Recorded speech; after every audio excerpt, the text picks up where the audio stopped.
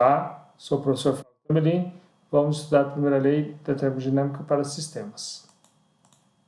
Então, nós temos aqui a primeira lei, que pode ser aplicada para gases ideais, e assim mesmo existem alguns gases que estão na base mássica, outros na base molar. E pode ser aplicada também para substância real. A primeira lei pode ser aplicada para sistema ou para volume de controle, ok? Primeira lei para sistemas. A variação de energia que entra no sistema na forma de calor, menos a variação de energia que sai do sistema na forma de trabalho é igual à variação de energia no sistema.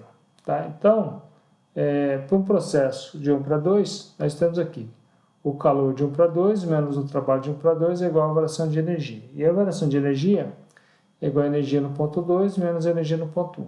Isso não pode ser feito nem com calor nem com trabalho, porque depende do processo, né, do caminho percorrido aí, ok? Trabalho termodinâmico. Trabalho de 1 para 2 é igual a integral de 1 até 2 de pressão vezes o diferencial de volume. Convenção de sinal para sistema. Para volume de controle também é a mesma coisa, tá? Trabalho que entra no sistema, ou seja, trabalho que sobre o sistema, ele é negativo, tá? O trabalho que sai do sistema, o que é realizado por ele, é positivo, tá? Então, aqui nós temos um gráfico da pressão em função do volume, tá? Uma curva aqui, então o trabalho vai ser a área sobre essa curva, ok? Bom, nós temos alguns processos. Processo politrópico, pressão vezes o volume elevado a NP, que é igual a constante, tá? NP é uma constante qualquer, ok? Coloquei NP, geralmente os livros trazem N, mas para não confundir com N pelo número de mols. O trabalho politrópico, é só fazer essa integração dessa função aqui, vai dar esse resultado aqui, que é a pressão P2 vezes o volume V2 menos P1 vezes V1 sobre 1 menos NP. Processo isobárico, pressão constante, trabalho é pressão vezes a variação do volume. Processo isotérmico, pressão vezes volume é igual a constante. O trabalho no processo isotérmico vai ser P1 vezes V1 vezes a ln de V2 sobre P1. Ao invés de usar P1 vezes V1 aqui, a gente pode usar o nRT, tá? Número de mols vezes a constante universal dos gases vezes a temperatura. E processo isovolumétrico, quando o volume é constante, trabalho isovolumétrico no sistema é zero. De um modo geral, esses casos são aplicados para gases, tá? Mas em algumas situações dá para usar para substâncias reais também, como é o caso do isovolumétrico, do processo a pressão constante, ok? Então nós temos aqui um gráfico da pressão em função do volume, como processo isobárico, pressão constante, o isovolumétrico, essa linha vertical, processo isotérmico e o processo politrópico, beleza? Transferência de calor. O calor de 1 para 2 é igual a integral de ΔQ, tá? Esse delta minúsculo, tá? Significa que é uma integral que depende do caminho percorrido. Convenção de sinal. O calor que entra no sistema é positivo e o calor que sai do sistema é negativo. Aqui também vale a mesma regra. Essa convenção de sinal para o calor também se aplica ao volume de controle. Taxa de transferência de calor é a energia térmica por unidade de tempo. Joule por segundo é igual a watt. Ou kJ por segundo é igual a kW.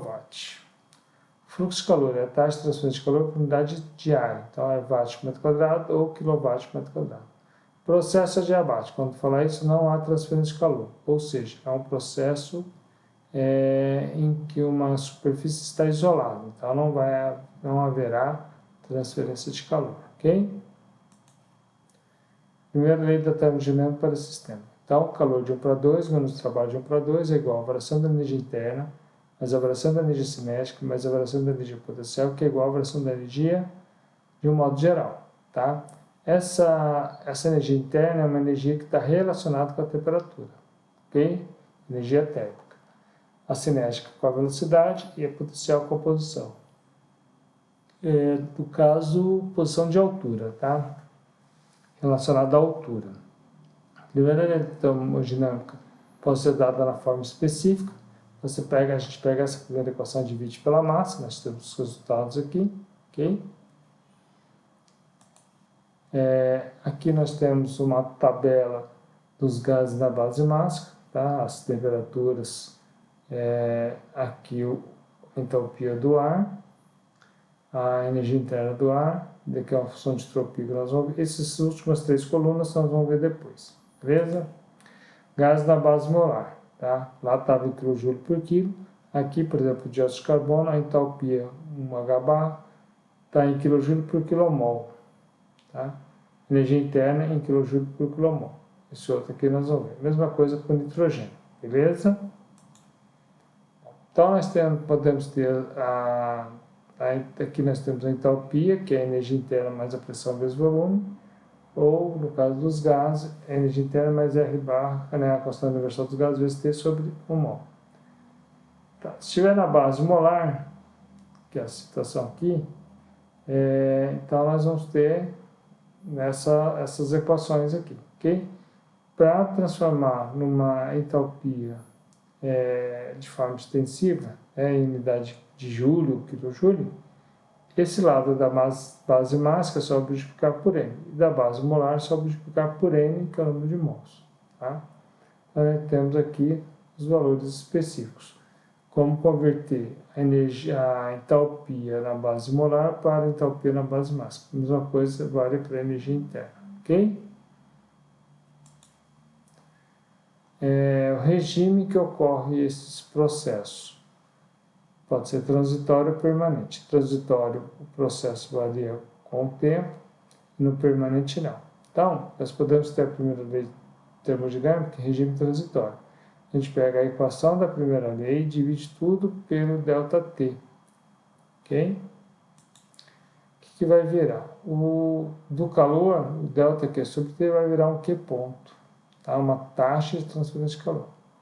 O ΔW sobre dt vai virar um W ponto, uma potência. O trabalho vai virar potência. Então, Q ponto menos W ponto é igual a ΔU sobre ΔT, mais a diferencial de energia cinética sobre ΔT, mais a diferencial de energia potencial sobre ΔT, que é igual a diferencial de energia sobre ΔT. Para regime permanente, esse lado direito da equação vai ser zero, porque não varia com o tempo. Então vai ficar Q ponto menos W ponto é igual a zero, ok? E agora, para um ciclo, o calor do ciclo é igual ao trabalho, menos o trabalho do ciclo é igual a zero. Por quê? A variação das energia interna e cinética potencial é igual a zero, ok? Então tá aí a primeira lei para sistemas.